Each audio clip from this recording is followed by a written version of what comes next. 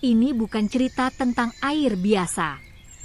Ini cerita tentang sebuah molekul air yang telah menempuh perjalanan paling epik yang bisa dibayangkan, melewati masa prasejarah, bertemu dinosaurus, menjadi es di zaman glasial, dan akhirnya berakhir di gelasmu. Mari kita ikuti perjalanannya. Kita mulai dari sebelum bumi ada. Di nebula bintang, atom hidrogen dan oksigen bergabung membentuk molekul air.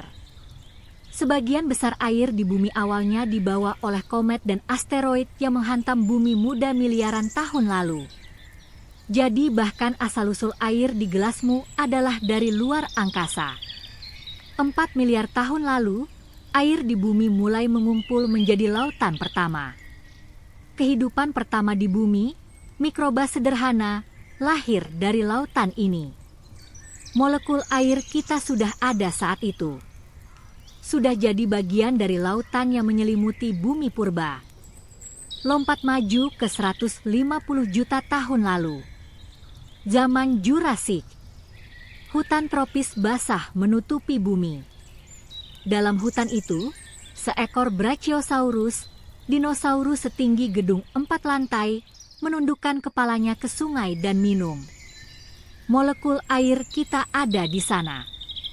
Tertelan, mengalir dalam tubuh makhluk terbesar yang pernah berjalan di bumi, lalu dikeluarkan, menguap, jatuh sebagai hujan lagi.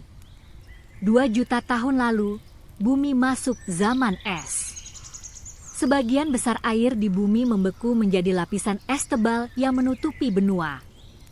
Molekul air kita terperangkap di dalam gletser selama ratusan ribu tahun. Lalu iklim memanas, es mencair, dan perjalanan berlanjut. 300 tahun lalu, molekul air kita mungkin ada di Sungai Gangga di India. 200 tahun lalu, menguap dari Samudra Hindia. 100 tahun lalu, turun sebagai hujan di pegunungan Jawa. Lalu menyerap ke tanah, mengalir ke sungai, ditampung di waduk, diolah, masuk ke pipa air, dan akhirnya berakhir di gelasmu. Air tidak pernah baru, tidak pernah hilang. Ia hanya berputar, terus-menerus selama miliaran tahun. Dan kamu adalah salah satu dari miliaran stasiun dalam perjalanan panjang itu. Jadi lain kali kamu minum air, ingat, kamu sedang meneruskan perjalanan yang sudah dimulai bahkan sebelum bumi ada. Subscribe Ruang Belajar untuk lebih banyak kisah sains yang mengejutkan.